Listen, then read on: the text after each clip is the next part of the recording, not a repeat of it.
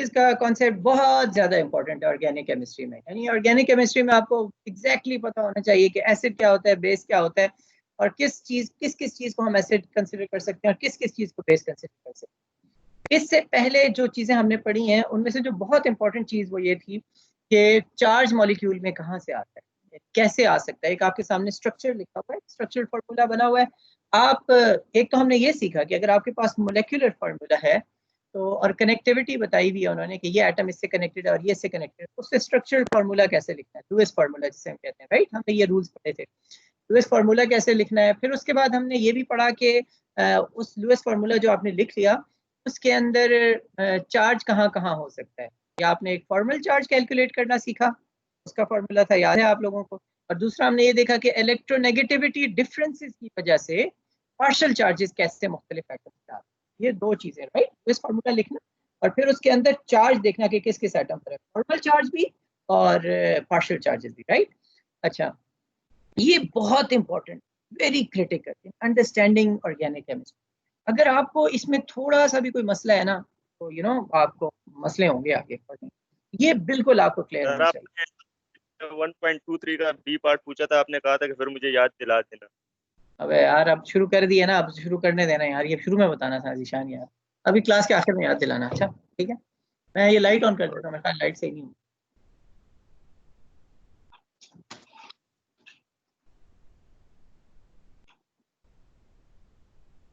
अच्छा आखिर में याद दिलाना, ठीक है। ऑलराइट, तो दूसरी चीज जो हम एक और बहुत इंपॉर्टेंट चीज पढ़ रहे हैं, एसिड्स और बेस का कॉन्सेप्ट। एसिड क्या होता है और बेस क्या होता है, और लुईस कॉन्सेप्ट भी और ब्रांस्टेड और लॉरी का भी बहुत ज्यादा इंपॉर्टेंट है, right. You have to know this. मैं जितना एम्फसाइज इतना ज्यादा इसलिए कर रहा हूँ कि you have to really you have to know this. अगर ये नहीं आता ऑर्गेनिक केमिस्ट्री नहीं आती। Acids and bases are a big part. ये मैं पढ़ रहा हूँ section 1.12, page 31, chapter number 1.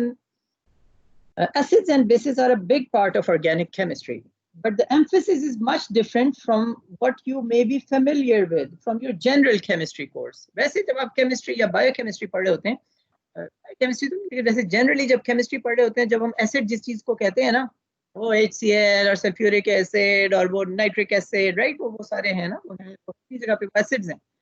Organic chemistry में भी एसिड्स की बहुत ज्यादा इंपॉर्टेंस है, लेकिन थोड़ा सा एम्फेसिस डिफरेंट है। Most of attention in general chemistry is given to numerical calculations. आमतौर पर केमिस्ट्री पढ़ते हुए ऑर्गेनिक केमिस्ट्री के अलावा बाकी केमिस्ट्री, ऑर्गेनिक चाहे बायोकेमिस्ट्री हो या इनऑर्गेनिक या दूसरी केमिस्ट्रीज हैं, वो पढ़ते हुए एसिड्स को पढ़ते हुए क्या चीज किस चीज पे फोकस होता है, पीएच पर, राइट। पीएच कैसे कैलकुलेट करनी है एसिड की, परसेंट आयनाइजेशन, वो जो डिसोसिएशन कांस्टेंट उसको देखना, बफर्स के प्रॉब्लम सॉल्व करना। बफर्स आपको पता है ना, वैसी चीजें जो कि एसिड बेस वो किसी सॉल्यूशन के अंदर हो तो एसिडिटी बेसिसिटी कुछ चेंज नहीं होने देते, पीएच को ही रखते। तो आमतौर पर केमिस्ट्री पढ़ते हुए ऑर्गेनिक केमिस्ट्री के अलावा हमारा फोकस कुछ और होता है। लेकिन ऑर्गेनिक केमिस्ट्री पढ़ते हुए क्या होता है, कुछ तो ये चीजें भी होती हैं। Some of this returns in organic chemistry, but mostly we are concerned with acids and bases as reactants, products and catalyst in chemical reactions. ये तीन चीजें आपको पता होनी चाहिए कि किस किस्म रिएक्टेंट्स और प्रोडक्ट्स आपके सामने लिखे हो ना, एक रिएक्टेंट्स हैं कुछ और फिर प्रोडक्ट्स हैं, ये एसिडिक होंगे या बेसिक होंगे, कि रिएक्शन शुरू क्यों हुआ आमतौर पर, और रिएक्शन कैटलिस्ट के तौर पर एसिड्स यूज होते हैं या बेसिस यूज होते हैं। रिएक्शन नहीं हो रहा, एसिड और बेस थोड़ा सा डाला और उसने वो रिएक्शन कराना शुरू कर दिया। ये समझने के लिए आपको बिल्कुल मैकेनिज्म रिएक्शन का कि कैसा हुआ। मैकेनिज्म जब लफ्ज बोलते हैं ना, इससे मुराद कैसे हुआ, राइट, कैसे हुआ ये आपको आना चाहिए। We'll start by reviewing some general ideas about acids and bases.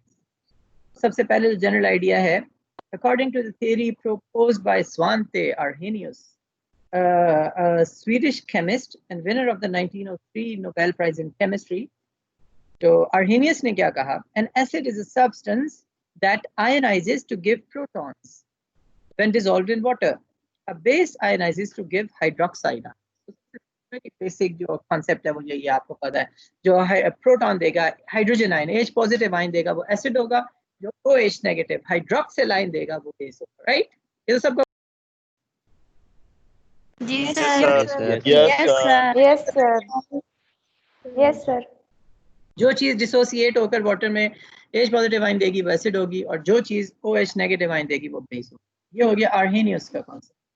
A more general theory of acids and bases was devised by Johannes Bronsted and Thomas Lowry in 1923. इन्होंने जरा ज्यादा इसको ज्यादा comprehensive और ज्यादा जनरल थ्योरी, क्योंकि general इसलिए इनकी थ्योरी क्योंकि वो भी एसिड बेसिस होते हैं, जो आर्हेनियस ने कहा, जो हाइड्रोक्सिलिक आयन प्रोड्यूस करता है वो बेस होता है, लेकिन हर बेस हाइड्रोक्सिलिक आयन वाटर में प्रोड्यूस नहीं करती, यानी तो हर बेस को कवर नहीं करती आर्हेनियस की थ्योरी। जबकि उसके मुकाबले में ब्रॉन्स्टेड और लॉरी की थ्योरी वो ज्यादा जनरल है, वो ज्यादा चीजों को कवर करती है।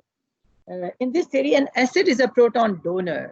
जो H पॉजिटिव आयन डोनेट कर रहा है वो एसिड है, वैसे ही है जैसे आर्हेनियस के उसमें कहा। लेकिन उसमें क्या था, उसमें ये था कि पानी में डाला आपने, राइट, आप पानी आपने लिया और पानी में आपने डाला और H पॉजिटिव आयन रिलीज हो गया, राइट।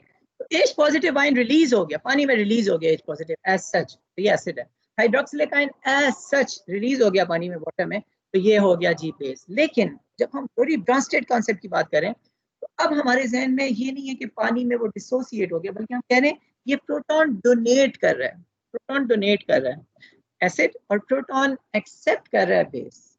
ऑलराइट, बेस वो है जो प्रोटॉन को एक्सेप्ट करेगा H पॉजिटिव आयन को, और जो H पॉजिटिव आयन को डोनेट करेगा वो acid, right.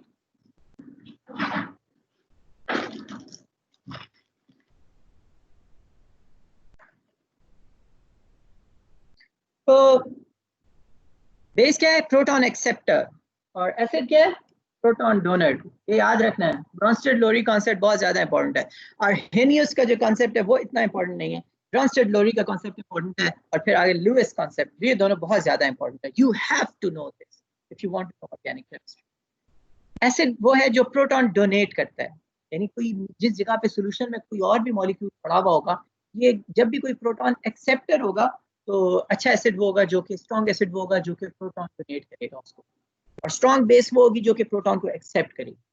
You get this, समझ आ रहे हैं? Yes sir. स्ट्रॉन्ग मतलब है उसकी प्रोटॉन एक्सेप्ट करने की एबिलिटी उतनी ज्यादा है, और स्ट्रॉन्ग एसिड वो होगा जो प्रोटॉन डोनेट ज्यादा अच्छी तरह से, राइट। तो ये उसने एक इक्वेशन लिखी हुई है जेनेरिक सी के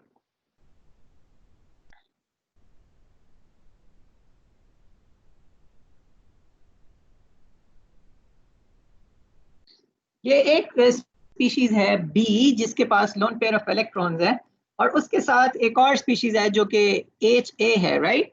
तो आपको पता है ना, अब एसिड होगा तो ये A को पार्शियल नेगेटिव चार्ज अगर है और H के ऊपर पार्शियल पॉजिटिव चार्ज है, राइट, क्या होगा, क्योंकि हाइड्रोजन से ज्यादा इलेक्ट्रोनेगेटिव, तो एसिड उतना स्ट्रॉन्ग होगा जितना उसका ज्यादा, यानी अब आप सोचें जरा, प्रोटॉन डोनर कौन है, एसिड है, राइट। तो जो जितने आसानी से प्रोटॉन डोनेट करेगा वो उतना अच्छा एसिड होगा या उतना बुरा एसिड होगा? उतना अच्छा एसिड होगा, उतना अच्छा एसिड होगा। गुड। तो सवाल अच्छा होगा। इससे ये पैदा हुआ कि कौन ज्यादा आसानी से प्रोटॉन डोनेट करेगा। क्वेश्चन तो ये है ना सर, जो जितनी आसानी से प्रोटॉन डोनेट करेगा वो उतना अच्छा एसिड है, कौन ज्यादा आसानी से प्रोटॉन डोनेट करेगा, ये वो वाला मॉलिक्यूल होगा जिसमें हाइड्रोजन के ऊपर ज्यादा partial positive. Alright, you get this? Yes sir. ठीक है, तो अब इसके अंदर अगर हाइड्रोजन के ऊपर चार्ज है तो अब उसको चाहिए मीडियम में कोई बेस, और बेस क्या है, जो प्रोटॉन एक्सेप्ट करे। और प्रोटॉन कौन ज्यादा अच्छा एक्सेप्ट करेगा, वो ज्यादा अच्छा एक्सेप्ट करेगा जिसके पास इलेक्ट्रॉन्स पड़े होंगे, नेगेटिव चार्ज होगा, राइट, जो नेगेटिवली चार्ज होगा या जिसके पास इलेक्ट्रॉन्स की काफी ज्यादा डेंसिटी है।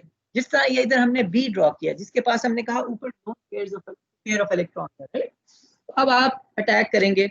अब मुझे जरा बुक की तरफ देखे बगैर बताइए कि जब आप कर्व्ड एरो ड्रॉ करेंगे तो ये H का अटैक, एसिड है ना, H एसिड बेस पर अटैक करेगा या बेस एसिड पर अटैक करेगा? एरो आप बेस एसिड पे करेगा।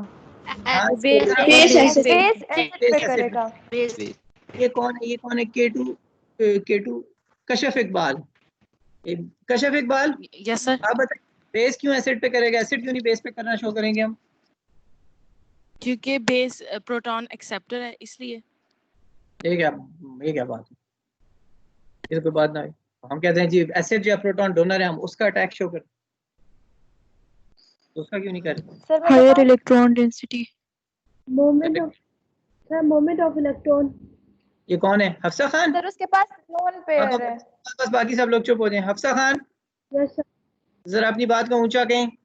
Moment of electron. हम जो एरोज शो करते हैं वो किधर से शो, वो क्या शो करते हैं? इलेक्ट्रॉन्स की मूवमेंट को शो करते हैं। मैंने पिछली क्लास में कहा था, याद है? मैंने आप लोगों से बाकायदा ऊंची ऊंची आवाज में कहलवाया था। ये क्या कहलवाया था? एरोज से आपने क्या शो करना है? इलेक्ट्रॉन्स की मूवमेंट। इलेक्ट्रॉन। जी जी जी जी। और आप भूल गए, अगली क्लास में भूल गए। सुभान अल्लाह, आपकी अजमत को सलाम, कि मैंने इतनी दफा आप लोगों से कहलवाया था। देखा, इसीलिए कहलवाया कि आपने जो एरोज शो करनी है, एरोज शो करनी है ट्रांसफर ऑफ इलेक्ट्रॉन। और इलेक्ट्रॉन्स कहाँ ट्रांसफर करते हैं? They move from region of higher density to the movement to the region of lower density, right? ये दोनों चीजें कल हमने पढ़ी थी।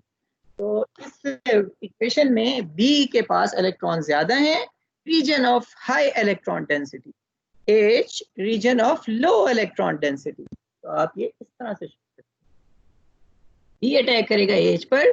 ये शेयर्ड पेयर ऑफ इलेक्ट्रॉन, चूंकि ए पहले ही उससे ले रहा था, ये उसको दे देगा। तो हमारे पास जो प्रोडक्ट बनेगी, एक बनेगा ये बी एच और दूसरा ए नेगेटिव, है ना? है ना? Yes sir. तो अब इस सारी इक्वेशन में देखिए, इसको हम कह रहे हैं प्रोटॉन डोनर स्पीशीज को, राइट? ये प्रोटॉन डोनेट कर रही है, राइट? ये जो स्पीशीज है इसे हम कह रहे हैं प्रोटॉन, क्या कह रहे हैं? एक्सेप्टर। Proton acceptor. क्योंकि ये प्रोटॉन जो ये डोनेट करती है वो उसको एक्सेप्ट करता है। लेकिन अगरचे ये प्रोटॉन एक्सेप्ट करता है, लेकिन हम एरोस प्रोटॉन की मूवमेंट शो करने के लिए नहीं ड्रॉ करते, बल्कि इलेक्ट्रॉन फ्लो। हमने बी का अटैक एच पे शो किया, एच का बी पर शो नहीं किया, राइट? अच्छा, जब ये हो जाता है, इधर बी के ऊपर पॉजिटिव चार्ज आ जाएगा और फिर हम कहेंगे कि ये जो है ना, ये जो बन गया है, ठीक है, और एक ये चीज बन गई है, इसको हम कहेंगे ये है कॉन्जुगेट एसिड। क्योंकि अब इसके पास प्रोटॉन आ गया ना, अब ये अगले किसी रिएक्शन में कोई ये प्रोटॉन डोनेट कर सके, इसे हम कहते हैं कॉन्जुगेट एसिड। और ये जो ए नेगेटिव है इसे हम कहेंगे कॉन्जुगेट बेस,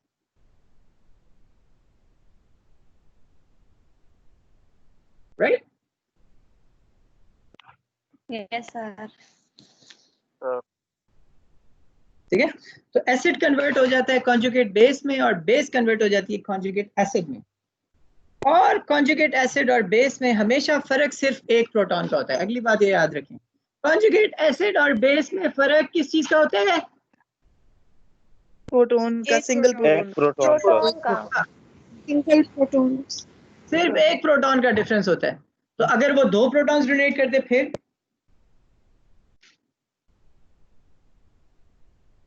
फिर वो कॉन्जुगेट बेस नहीं होगा। इसको हम दो अलग अलग स्टेप्स में शो करेंगे। पहला एक स्टेप होगा, वो एक उससे गया, फिर उसके बाद अगला स्टेप होगा। तो एक स्टेप में एक प्रोटॉन का जाना हम शो करेंगे, राइट? कॉन्जुगेट एसिड, जो भी एसिड है उसका और कॉन्जुगेट बेस का डिफरेंस सिर्फ एक प्रोटॉन, राइट?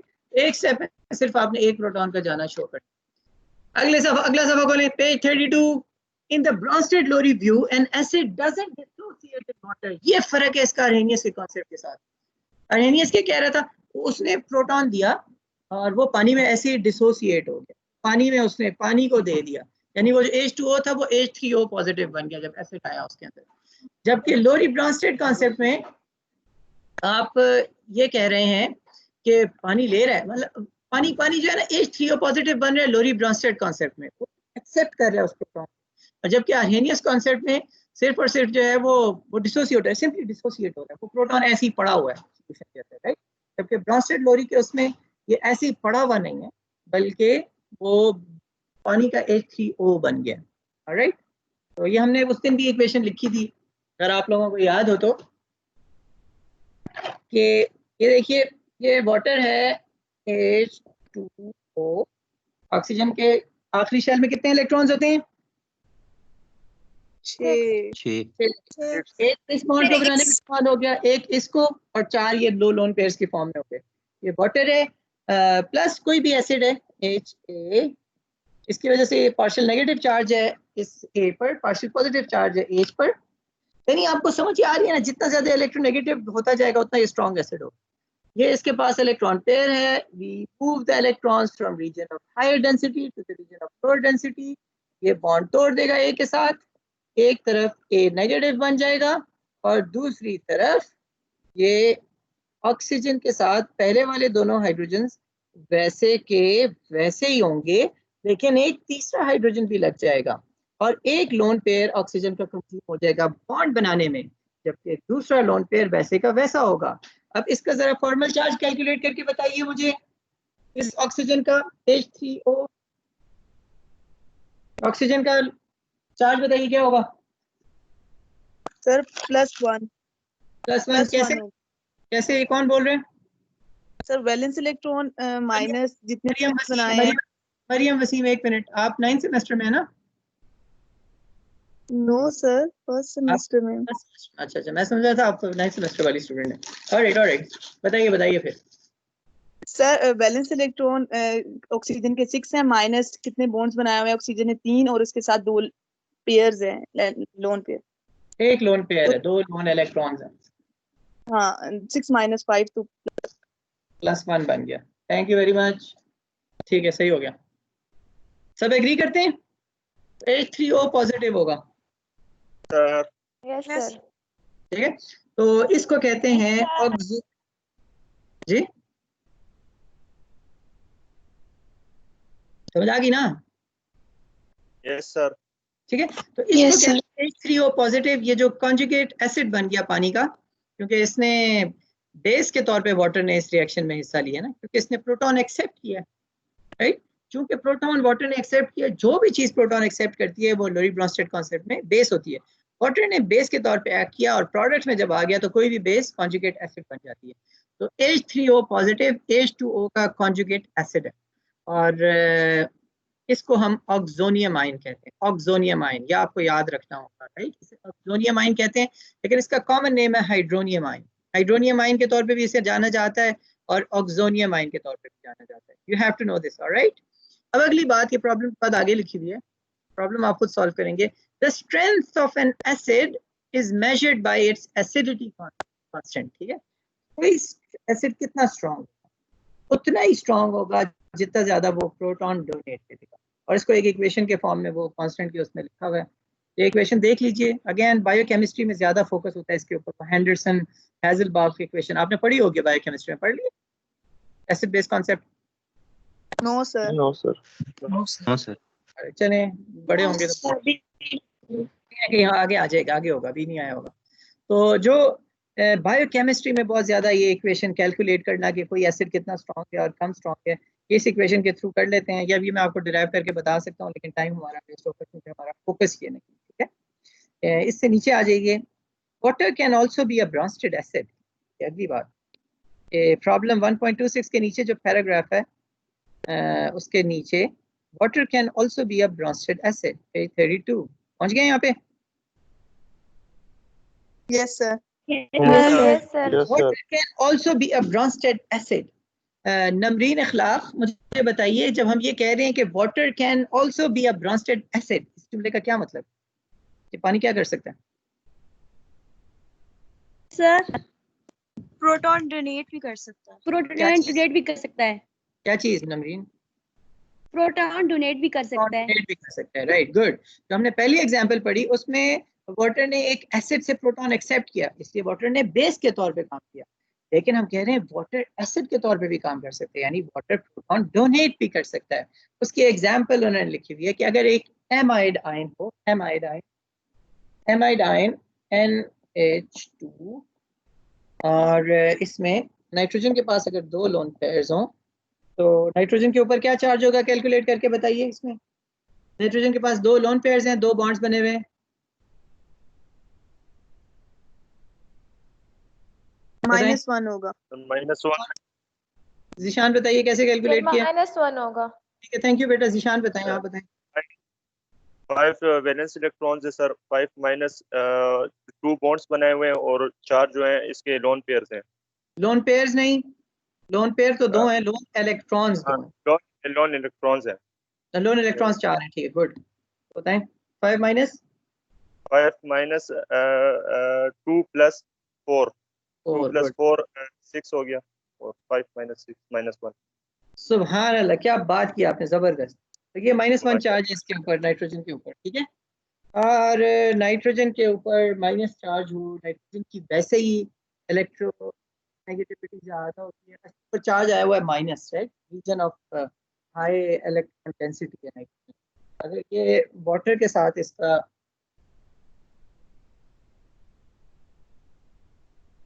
वाटर है, वाटर में ऑक्सीजन की आपको पता है ना इलेक्ट्रोनेगेटिविटी ज्यादा होती है हाइड्रोजन की, मतलब है दोनों हाइड्रोजन के ऊपर partial positive, right? Agreed? Yes. तो इस वजह से ये नाइट्रोजन अपने इन इलेक्ट्रॉन्स के साथ इस हाइड्रोजन पे अटैक कर सकता है। और ठीक है, तो हमेशा आप एरो बेस से एसिड की तरफ, बेस से एसिड की तरफ इलेक्ट्रॉन्स जा रहे हो, राइट? तो एसिड से बेस की तरफ नहीं, आपने इलेक्ट्रॉन्स की मूवमेंट शो करनी है और बेस से एसिड हो रही है, क्या चीज बन जाएगी? एक तरफ ये OH नेगेटिव बन जाएगा, इस ऑक्सीजन के पास 3 लोन पेयर आ जाएंगे इलेक्ट्रॉन के, इस वजह से नेगेटिव चार्ज आ जाएगा, 6 माइनस 6 प्लस 1 6 माइनस 7। और दूसरी तरफ ये आपका आ जाएगा नाइट्रोजन, 2 हाइड्रोजन पहले के वैसे। एक मिनट बेटा, एक मिनट, मुझे ड्रॉ करने दो, मैं कंफ्यूज हो जाऊंगा। एक हाइड्रोजन जी, पहले इनके सवाल का जवाब देते हैं, फिर मैं आगे बात करता हूँ। जी बताएं, कौन पूछ रहा है? सर मैं बोल रही थी कि हम अगर एसिड को बोलते हैं कि वो प्रोटॉन डोनेट करता है ना, तो फिर कर्व्ड एरोस हम बेस से क्यों शो करते हैं कि वो डोनेट कर रहा है? भैया उमैमा के सवाल का कौन जवाब देगा भाई? उमैमा बड़ी अच्छी बात पूछी है उन्होंने कि जब एसिड प्रोटॉन डोनेट कर रहा है तो एरो हम बेस से क्यों शुरू करें? ईशा गनी, आपने हाथ ऐसी जानबूझ के खड़ा किया, गलती से हो गया? नहीं नहीं सर, आपने कहा था उमाइमा के सवाल का कौन जवाब देगा, इसलिए कि हाँ जी, तो दीजिए दीजिए जवाब। क्योंकि हम एरो से बेस का अटैक शो नहीं कर रहे, इलेक्ट्रॉन मूवमेंट शो कर रहे हैं। वेरी नाइस उमैमा, सर हमने वो ये तो एसिड के उमैमा, अब आपको हम बता रहे हैं, अब सुन लीजिए। हमने आर्बिट्रेरली तय किया हुआ है, ऐसे ही खुद से हमने तय किया हुआ, राइट, कि हम ये नहीं शो करेंगे कौन किस पे अटैक कर रहा है। हमने तय किया हुआ है केमिस्ट्री में, हर जबान में, ठीक है ना, हर हर कुछ रूल्स होते हैं ना, कुछ रूल्स हम बना लेते हैं आर्बिट्रेरली शो करने के लिए। हमने तय किया हुआ है कि हम एरो से मूवमेंट अटैक किसी न्यूक्लियोफाइल किसी का हम शो नहीं कर रहे, इलेक्ट्रोफाइल न्यूक्लियोफाइल अटैक बुनियादी पर्पस नहीं, हमारा पर्पस है एरो से शो करना कि इलेक्ट्रॉन कहाँ से कहाँ जा रहे हैं। एरो डजंट मीन कि जी अटैक ये उस पर कर रहा है, वो इस पे कर रहा है, ये एक अलग बहस है, ठीक है, इसका अलग चीज है। एरो का पर्पस सिर्फ और सिर्फ ये कि इलेक्ट्रॉन कहाँ से कहाँ जा रहे हैं। तो इसमें बताइए, इलेक्ट्रॉन क्या नाइट्रोजन से हाइड्रोजन के पास जा रहे हैं या हाइड्रोजन से नाइट्रोजन के पास आ रहे हैं उमैमा? सर नाइट्रोजन से हाइड्रोजन के पास। तो इसलिए हम एरो उधर से ड्रॉ करें, ठीक है, उमैमा ठीक है। समझ आ गई? ठीक है, यस सर। इसका ये मतलब नहीं है कि ज्यादा रिएक्टिव जो है वो NH2 है और वाटर कम रिएक्ट, ऐसी कोई बात नहीं है, रिएक्शन रिएक्टिविटी का कोई ताल्लुक नहीं है, सिर्फ हमारी कन्वेंशन है कि हम एरो से सिर्फ और सिर्फ एटम्स की मूवमेंट कभी नहीं शो करेंगे, हम एरो से सिर्फ और सिर्फ इलेक्ट्रॉन्स की मूवमेंट शो करेंगे। Are we good? Yes sir. ठीक है, जबरदस्त। सर हैंड फ्री लगा लें। क्या कर दूं? Hands free? हैंड फ्री आप कौन है भाई? अभी आपने क्लास ज्वाइन की, कौन है, कौन बोल रहा है? जब बीच में जब स्टूडेंट बोलते हैं फिर आपकी आवाज नहीं आ रही होती। आजीशान, अच्छा महिबुल्ला, महिबुल्ला, मैं वो आज हैंड्स फ्री घर भूल आया हूँ, सॉरी। Okay sir. तो ये आपको क्लियर हो गया। आगे उन्होंने कुछ और चीजें लिखी हुई हैं वही कॉन्स्टेंट्स के कैलकुलेट करने के बारे में, इससे हमारा कोई ताल्लुक अभी इतना ज्यादा नहीं है, ठीक है, हमारा ऑर्गेनिक केमिस्ट्री में अभी हम इस पर फोकस नहीं कर रहे। मैं चाहता हूँ कि पेज 33 में प्रॉब्लम 1.29 के नीचे उसने जो लिखा हुआ है वो मैं जरा पढ़ लूँ। Table 1.8 lists a number of acids, their acidity constants and their conjugate bases।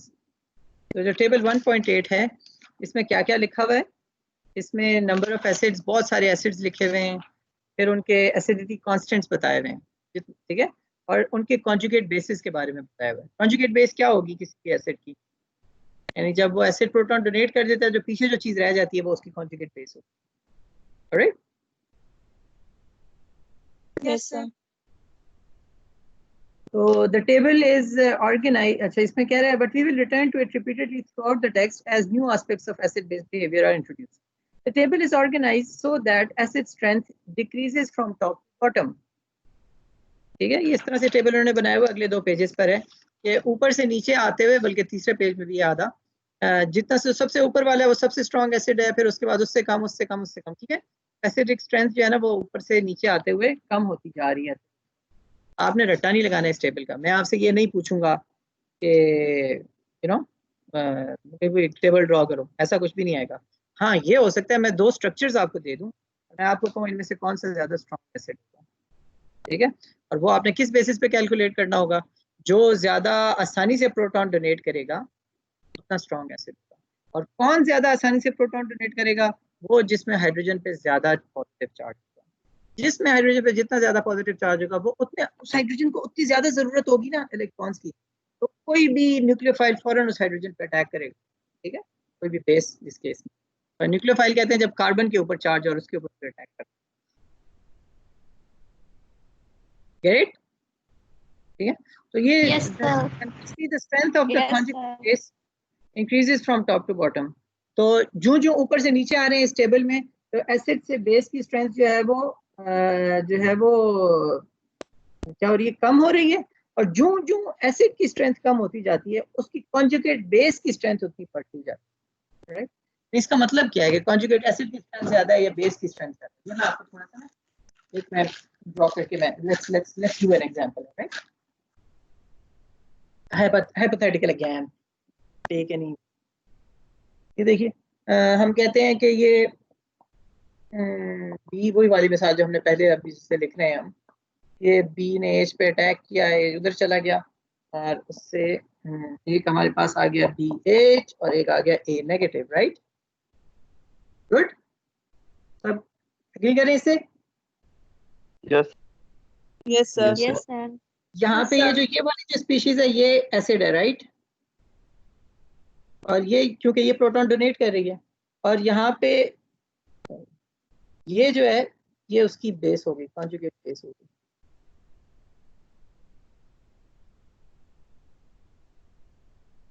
Right, conjugate base होगी।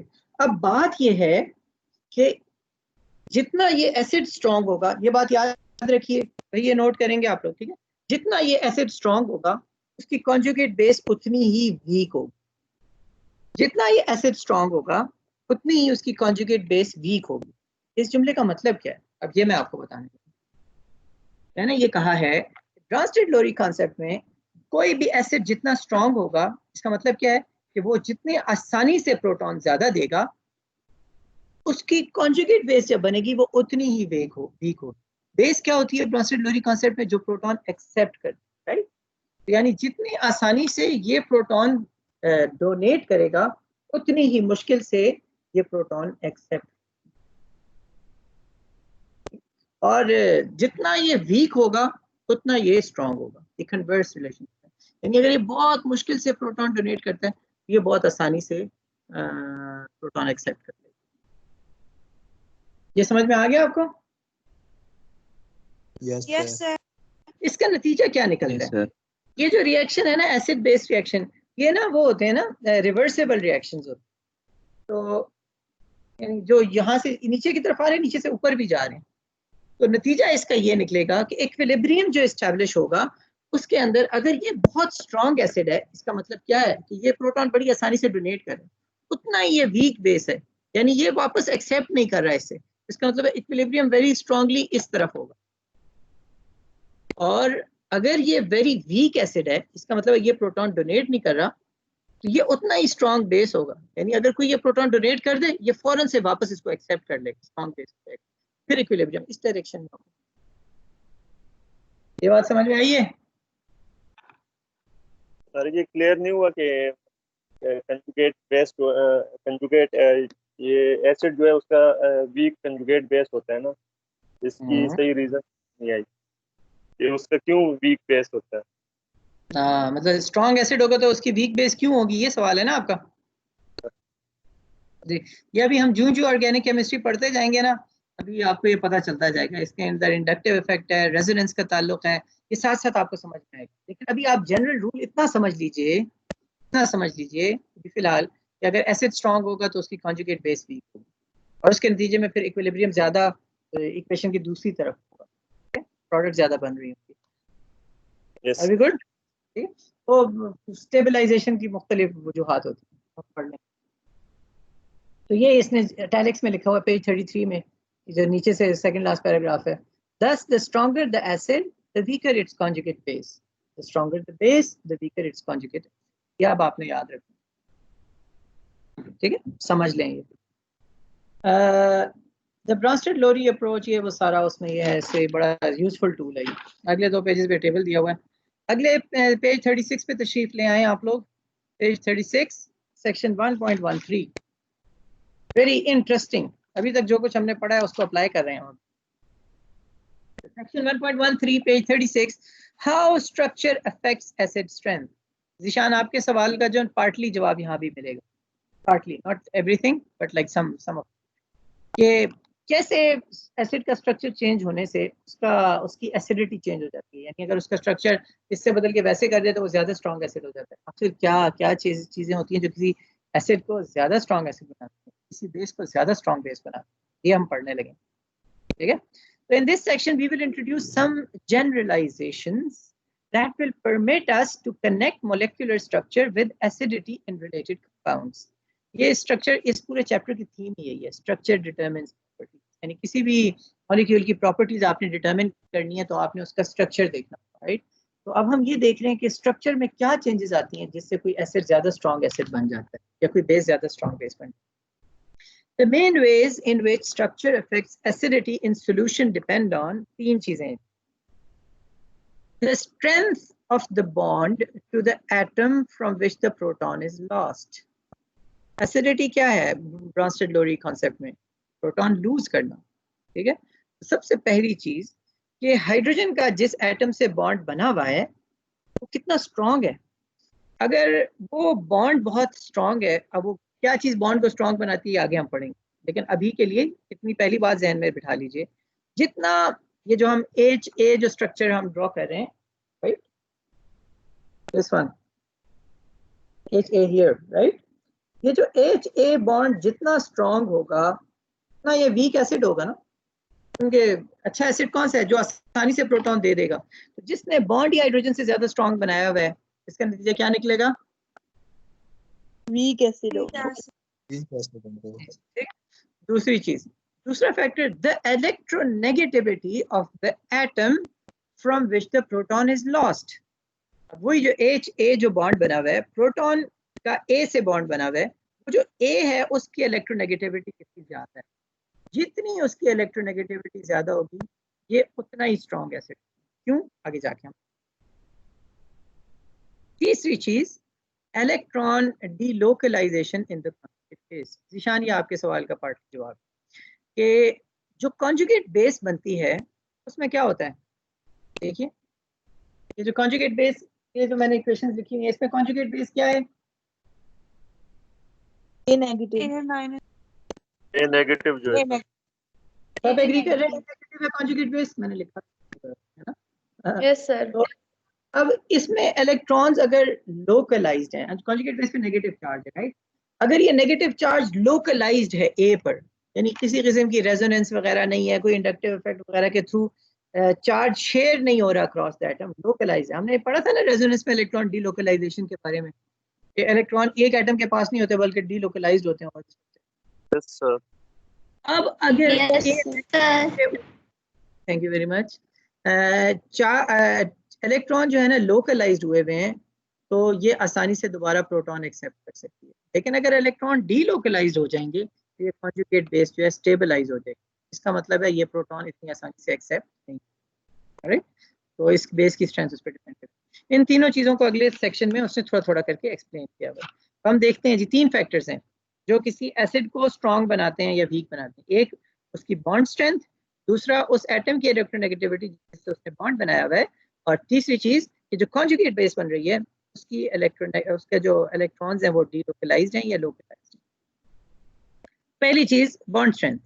The effect of bond strength is easy to see by comparing the acidities of the hydrogen halides. Hydrogen halides, halogens के साथ hydrogen के bond बने हुए हैं। HF hydrogen fluoride, HCl hydrogen fluoride, hydrogen bromide, hydrogen iodide, ये 4 hydrogen halides दिए हुए हैं। अब ये pKa वैल्यूज इनके नीचे दिए हुए हैं, वो acidity constant, right, acidity constant. तो सबसे स्ट्रॉन्ग हाइड्रोजन हेलोजन बॉन्ड जो है वो है हाइड्रोजन फ्लोराइड का, और सबसे कम जो स्ट्रेंथ है हाइड्रोजन और उसके दूसरे एटम की बॉन्ड की स्ट्रेंथ वो सबसे कम है HI की। तो जिसमें सबसे कम सबसे वीक बॉन्ड है वो आसानी से रिलीज हो जाएगा ना, इस वजह से HI इनमें सबसे ज्यादा स्ट्रॉन्ग है, जबकि HF में हाइड्रोजन और फ्लोरीन का बॉन्ड बहुत ज्यादा स्ट्रॉन्ग है, इस वजह से वो सबसे वीक एसिड होगा। बॉन्ड स्ट्रॉन्ग है ना, हाइड्रोजन फ्लोरीन बहुत जुड़े हुए हैं करीब एक दूसरे से, इसका मतलब क्या है, वो इतने आसानी से प्रोटॉन नहीं देगा, प्रोटॉन आसानी से नहीं देगा, इसका मतलब वीक एसिड है। अब एक सवाल रह जाता है, आखिर क्यों फ्लोरीन में बॉन्ड स्ट्रॉन्ग है और आयोडीन में वीक है? ये अगली बात है समझने में, लेकिन वो भी हम समझाते हैं। लेकिन उससे पहले ये तो समझ में आ गई ना आपको बात कि अगर हाइड्रोजन के साथ बॉन्ड स्ट्रॉन्ग बना हुआ है तो इसका मतलब है वो हाइड्रोजन को इतनी आसानी से नहीं छोड़ेगा, और जो जितनी आसानी से हाइड्रोजन को छोड़ता है वो उतना स्ट्रॉन्ग एसिड है, राइट। अगर हाइड्रोजन और आयोडीन का इनमें सबसे वीक, इन हेलोजेंस में चारों में जो लिखे हुए हैं, हाइड्रोजन आयोडीन का बॉन्ड सबसे वीक है, मतलब है आयोडीन जो है वो बड़ी आसानी से हाइड्रोजन को छोड़ देगा, जितनी आसानी से छोड़ देगा उतना।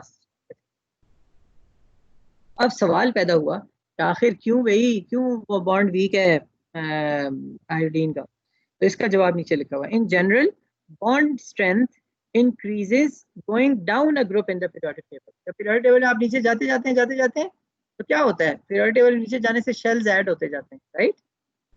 Yes, sir. जब शेल ज्यादा होते जाएंगे तो क्या होगा, न्यूक्लियस का और उसके बाद वो जो इलेक्ट्रॉन्स जो बॉन्ड उनका डिस्टेंस ज्यादा होता चला जाएगा, Attraction कम। और न्यूक्लियस के अंदर जो पॉजिटिव चार्ज होता है प्रोटॉन, वो बॉन्ड्स के इलेक्ट्रॉन्स को खींच रहा होता है अपनी। जो किसी ग्रुप में आप नीचे जाते हैं तो एक एक शेल ऐड हो जाता है ना हर ग्रुप में। पहले ग्रुप में एक शेल होता है, दूसरे में 2 होते हैं, तीसरे में 3 होते हैं। जो आप नीचे जाते हैं एक एक शेल ऐड होता जाता है। वो जो बॉन्ड के इलेक्ट्रॉन्स हैं उनके जो ऑर्बिटल का न्यूक्लियस से डिस्टेंस है वो बढ़ता चला जाता है। क्योंकि वो डिस्टेंस ज्यादा होगा इसलिए न्यूक्लियस की अट्रैक्टिव फोर्स कम होती चली जाएगी, इसलिए बॉन्ड वीक होता जाएगा। जो down the group, you go down the group, तो the size of the atom increases, number of shells increases, that's why the size of the atoms increases, and because of that the strength of acid will be strong, strength will be increased. अच्छा, एक और चीज जो है वो HF में जो high size charge to size ratio contribute, एक तो ये हो गया कि पीरियोडिक टेबल डाउन होने से। दूसरा ये कि होता ये है कि छोटा फ्लोराइड आयन बनेगा उसके अंदर नेगेटिव चार्ज बहुत छोटे से आयन के ऊपर है, जबकि आयोडाइड बड़ा आयन है, राइट, उसके ऊपर ज्यादा ग्रुप्स है, ज्यादा शेल ऐड हुए हैं। नेगेटिव चार्ज को वो बर्दाश्त कर सकता है ज्यादा आयोडाइड इस पर फ्लोराइड, इसलिए आयोडाइड जो है ज्यादा अच्छी जो है वो जो कॉन्जुगेट बेस है, ठीक है, वो जो है वो होगी, तो उस वजह से ज्यादा अच्छी कॉन्जुगेट बेस होगी, ज्यादा स्टेबल आयोडाइड की कॉन्जुगेट बेस होगी। इसका मतलब है कि कॉन्जुगेट बेस स्ट्रॉन्ग, मतलब वो कि बर्दाश्त, कॉन्जुगेट बेस स्ट्रॉन्ग नहीं होगी, वो नेगेटिव चार्ज को ज्यादा आसानी से बर्दाश्त कर सकेगी, इस वजह से इक्विलिब्रियम ज्यादा उसकी तरफ रहेगा आयोडाइड आयन की। So because of the conjugate relationship between acidity and basicity, the strongest acid HI has the weakest conjugate base and the weakest acid has the strongest one. ये हो गया जी।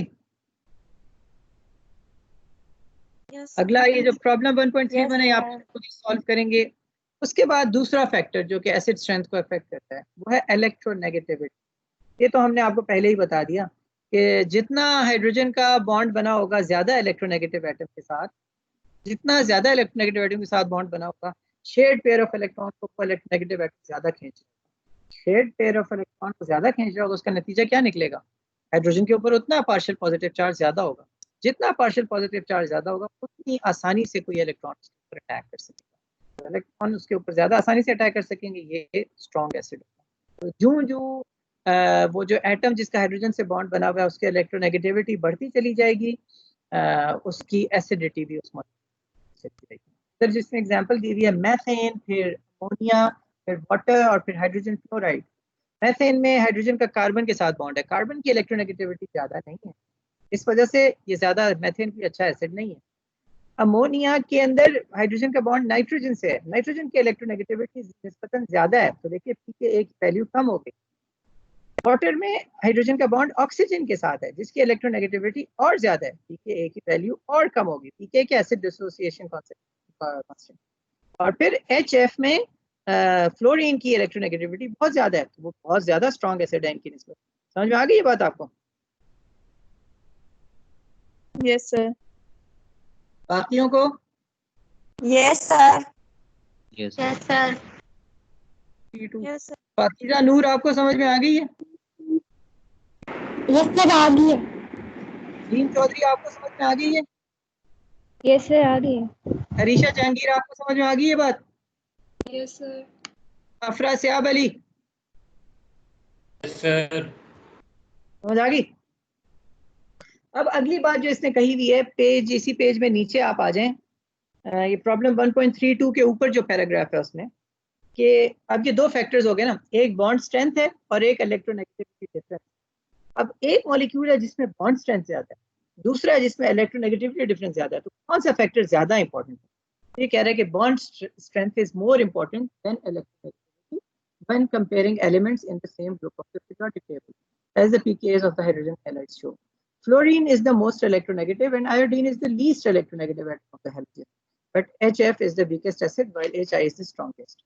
Electronegativity is the more important factor than comparing elements in the same row of the periodic table. मैं इसका खुलासा बयान कर दूं। देखिए अब एक ग्रुप में कंपेयर कर रहे हैं, इस तरह ऊपर फ्लोरीन है, फिर क्लोरीन है, फिर ब्रोमीन है, फिर आयोडीन है।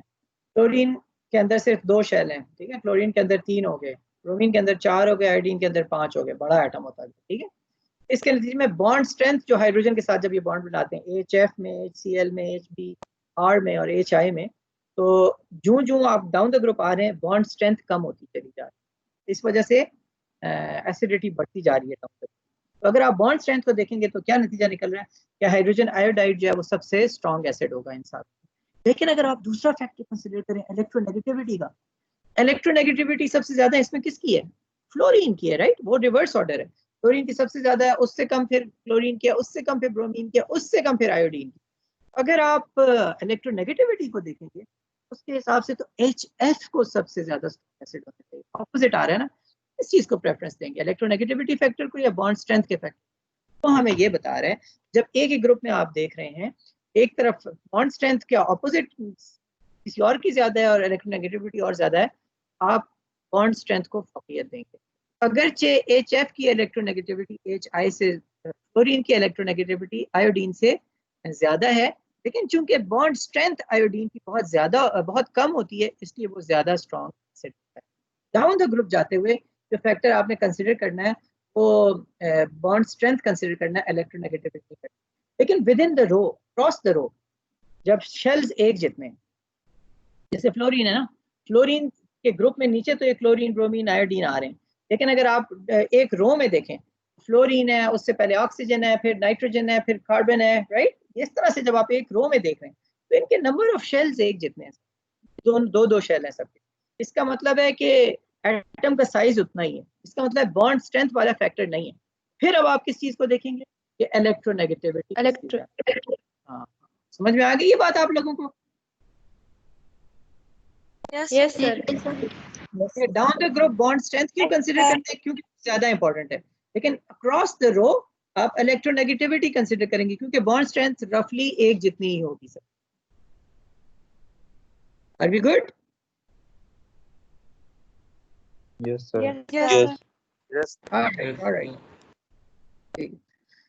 In many acids, ये आगे वैसे ना, मैं वैसे आज कितना ज्यादा पढ़ाना चाह रहा था, इधर ही स्टक हुए। ये मैं खत्म कर लूं ये सेक्शन आज?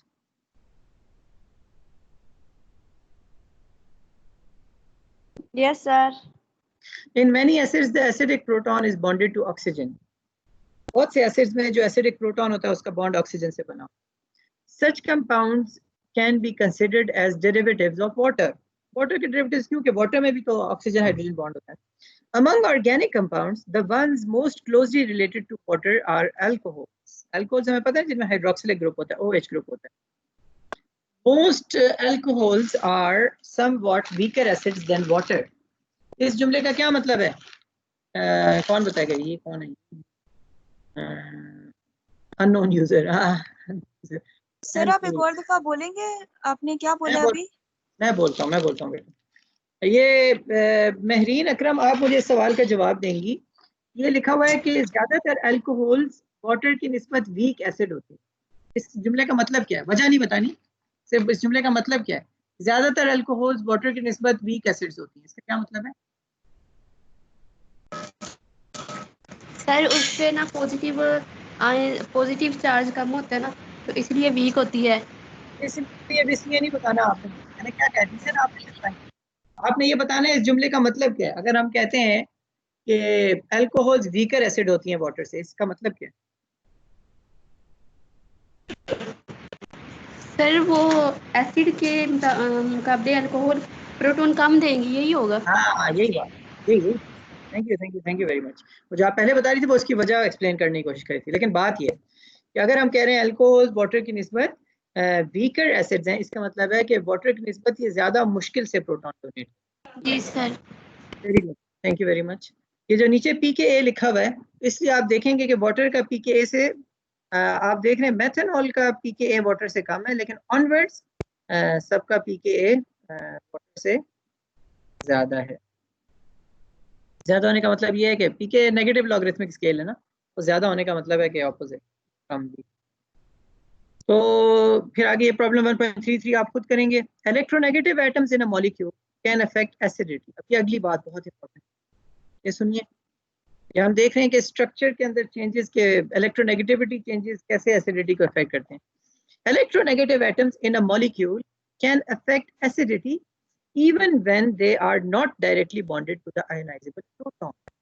अभी तक तो हमने जो केस कंसिडर किया था ना कि प्रोटॉन का बॉन्ड बना हुआ था एक इलेक्ट्रोनेगेटिव एटम के साथ, राइट?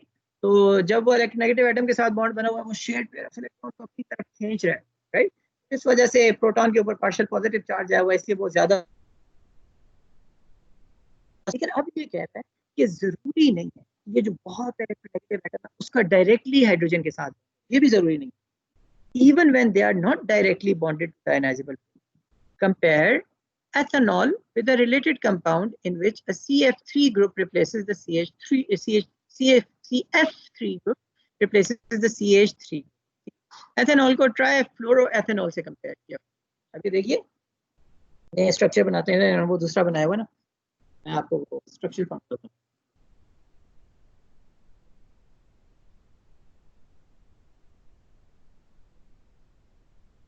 ये है ना एथेनॉल, CH3CH2OH, राइट? अब उसके बाद हम बना रहे हैं ट्राइफ्लोरोएथेनॉल. ट्राइफ्लोरोएथेनॉल क्या है? तो उसी तरह से एथेनॉल है, 2 कार्बन का कंपाउंड होगा और उसके साथ हाइड्रोक्सिल ग्रुप लगा होगा, तो वो एथेनॉल हो जाएगा. लेकिन ट्राइफ्लोरो का मतलब ये कि तीनों हाइड्रोजन्स की जगह पे तीनों फ्लोरीन्स लगेंगे. अब मुझे ये बताइए कि ये इन फ्लोरीन्स का ये प्रोटॉन तो ये डोनेट होना है ना जो ऑक्सीजन के साथ लगा हुआ है. इन फ्लोरीन्स का इस ऑक्सीजन के साथ कोई डायरेक्टली बॉन्ड है? नहीं है ना. लेकिन उसके बावजूद चूंकि इस कार्बन के साथ 3 फ्लोरीन्स लगे हुए हैं, ये तीनों फ्लोरीन्स इस कार्बन से इलेक्ट्रॉन खींच रहे हैं. ये डायपोल मोमेंट इस तरह जा रही है. एक फ्लोरीन नहीं बल्कि 3 फ्लोरीन्स इस कार्बन के साथ लगे हुए हैं. इसकी वजह से इस कार्बन की इलेक्ट्रॉन डेंसिटी बहुत कम हो गई है. यानी जितने भी शेयर्ड पेयर ऑफ इलेक्ट्रॉन्स है ना 3, इन सारों के इलेक्ट्रॉन्स फ्लोरीन के पास है, कार्बन के पास बहुत कम है और इसके ऊपर बहुत स्ट्रॉन्ग पार्शियल पॉजिटिव चार्ज आ गया. समझ आई आपकी बात? Yes sir. अब जब इसके ऊपर बहुत ज्यादा स्ट्रॉन्ग पार्शियल पॉजिटिव चार्ज आता है, अब इसे इलेक्ट्रॉन्स तो चाहिए ना, कहाँ से ले गए ये कार्बन? ये अपने साथ वाले कार्बन से लेना शुरू करते हैं. अब कहने को ये भी कार्बन है और ये भी कार्बन है, दोनों की इलेक्ट्रोनेगेटिविटी एक जितनी होनी चाहिए. लेकिन चूंकि इसका बहुत ज्यादा इलेक्ट्रोनेगेटिव एटम्स, और एक नहीं तीन, और वो जो सबसे ज्यादा इलेक्ट्रोनेगेटिव एटम है उसके साथ बॉन्ड बना हुआ है, इसको इलेक्ट्रॉन्स की बहुत सख्त जरूरत है। तो ये वाला कार्बन इस वाले कार्बन की निस्बत ज्यादा इलेक्ट्रोनेगेटिव, इस बॉन्ड के जो इलेक्ट्रॉन्स है ना कार्बन कार्बन बॉन्ड के, ये इस कार्बन से इस कार्बन की तरफ आना शुरू हो जाए। सही है। अब इस कार्बन को इलेक्ट्रॉन्स की जरूरत होगी, ये क्या करेगा, ये फिर मजीद ऑक्सीजन से और इन हाइड्रोजन से लेना शुरू करेगा। तो ये सारे इस मॉलिक्यूल में जो इलेक्ट्रॉन्स है ना वो सारे इस तरफ जाना शुरू हो जाएंगे। अब इधर ये जो ऑक्सीजन है ये बहुत इलेक्ट्रोनेगेटिव है, राइट। ये हाइड्रोजन से इलेक्ट्रॉन्स खींच रहा था ना, ऑक्सीजन हाइड्रोजन से इलेक्ट्रॉन ले रहा था, लेकिन अब जब इसके इलेक्ट्रॉन्स अपनी डेंसिटी कम होना शुरू होगी, क्योंकि ये शेयर्ड पेयर ऑफ इलेक्ट्रॉन जो इधर ज्यादा जा रहा है, तो ये और ज्यादा इलेक्ट्रोनेगेटिव हो जाएगा, ये हाइड्रोजन से और ज्यादा इलेक्ट्रॉन अपनी तरफ खींचना शुरू कर देगा। इसकी वजह से हाइड्रोजन पे और ज्यादा पार्शियल पॉजिटिव चार्ज आ जाएगा। जो इसके ऊपर पार्शियल पॉजिटिव चार्ज ज्यादा आता जाएगा, ये उतना स्ट्रॉन्ग एसिड बनता जाएगा। ये सारी बात समझ में आई है आप लोगों को कि CH3CH2OH CH3CH2OH की निस्बत ज्यादा स्ट्रॉन्ग एसिड क्यों है? समझ में आ गया सबको? Yes sir. Yes alright, that's very nice. Yes sir. ये जो हमने चीज आपको समझाई है ना कि एक तो है ना दो डायरेक्टली बॉन्डेड एटम्स, उनके दरमियान polarity difference, right, electronegativity difference. उस पे टाइम हो गया हमारा, ओवर हो गया।